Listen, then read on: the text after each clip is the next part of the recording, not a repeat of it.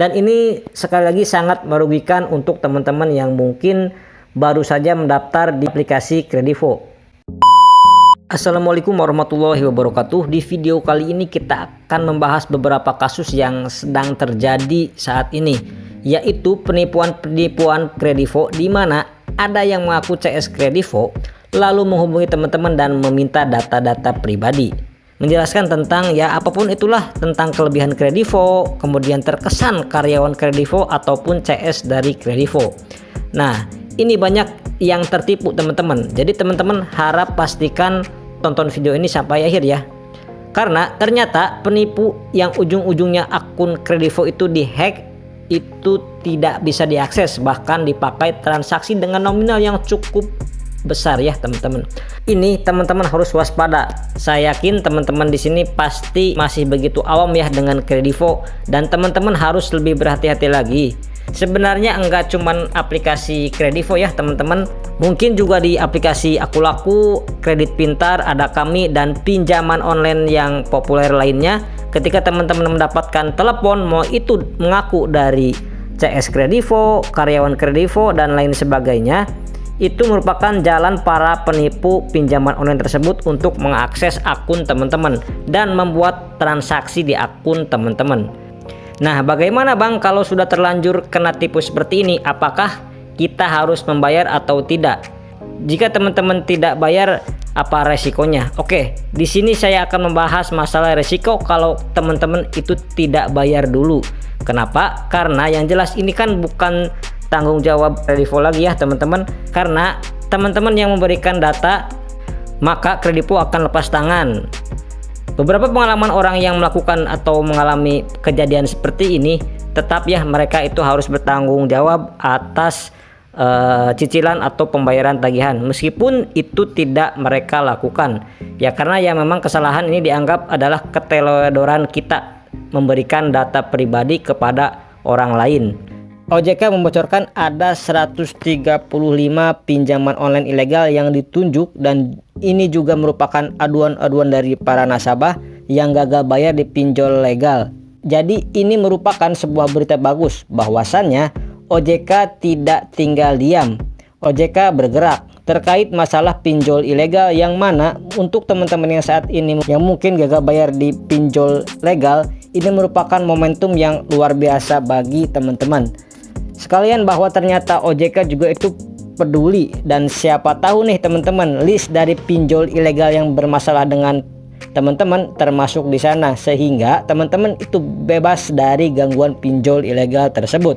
Nah, di sini disebutkan ya teman-teman bahwa ada 135 pinjol ilegal yang ditutup, itu berdasarkan dari pengaduan nasabah.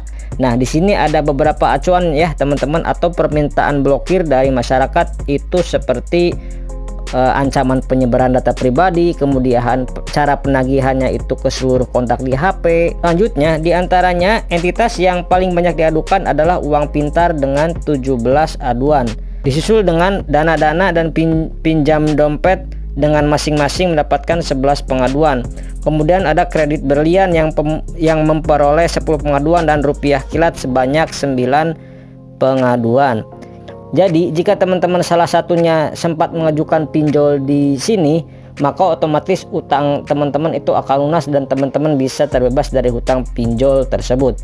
Jadi karena ini merupakan sebuah informasi yang cukup menarik, dan bahwasannya ternyata OJK itu enggak diam saja teman-teman. OJK akan terus berjuang dan memperjuangkan masyarakat memberantas pinjol-pinjol ilegal. Cuman biasanya pinjol ilegal itu kan mati satu tumbuh 1000, ya memang agak sulit ya teman-teman untuk memberantas pinjol ilegal seperti ini. Jadi dibutuhkan peran penting dari masyarakat yang mengadukan nih kepada OJK seperti ini, sehingga OJK bisa mengetahui terkait pinjol ilegal tersebut. Gagal bayar di aplikasi pinjaman online EasyCash sudah mencapai 20 juta rupiah. Nah, di video kali ini ada sebuah informasi yang saya dapatkan ya teman-teman. Diinformasikan bahwa beliau sudah galbay di aplikasi EasyCash sebesar 20 juta rupiah, dan sampai saat ini itu masih aman sentosa teman-teman. Itu sudah berjalan 4 bulan gagal bayar, tapi aman-aman saja. Nah, apa sih tipsnya dan apa saja yang harus dilakukan jika gagal bayar? sehingga beliau tetap aman-aman aja, tenang-tenang aja. Diinformasikan juga teman-teman, tipsnya yaitu cukup simpel ya. Jadi beliau itu nggak mau keganggu dengan urusan DC atau debt collector yang terus-menerus menagih. Jadi beliau itu berpikir semua nomor ataupun mungkin beliau itu menonaktifkan. Jadi intinya beliau itu nggak mau ngangkat, nggak mau balas WA, udah biarin begitu aja. Tapi sudah berjalan 4 bulan, ini masih belum ada DC yang datang ke rumah beliau. Ini yang harus kalian sadari, bahwa sebenarnya membuat diri kalian ini menjadi panik, membuat diri teman-teman itu resah, itu adalah diri kalian atau diri teman-teman sendiri. So buat teman-teman yang saat ini gabay, tidak perlu panik, nggak perlu takut. Teman-teman lakuin aja seperti biasa, aktivitas seperti biasa, bekerja. Kemudian teman-teman itu sambil bekerja, teman-teman nanti sedikit demi sedikit teman-teman mengumpulkan uang untuk bisa melunasi tagihan di aplikasi pinjaman online EasyCash. Jika memang teman-teman itu pernah didatangi DC oleh EasyCash, teman-teman bisa sharing-sharing informasinya di kolom komentar. Sekian dulu di video kali ini, mudah-mudahan informasi ini bermanfaat. Saya pamit, wassalamualaikum warahmatullahi wabarakatuh.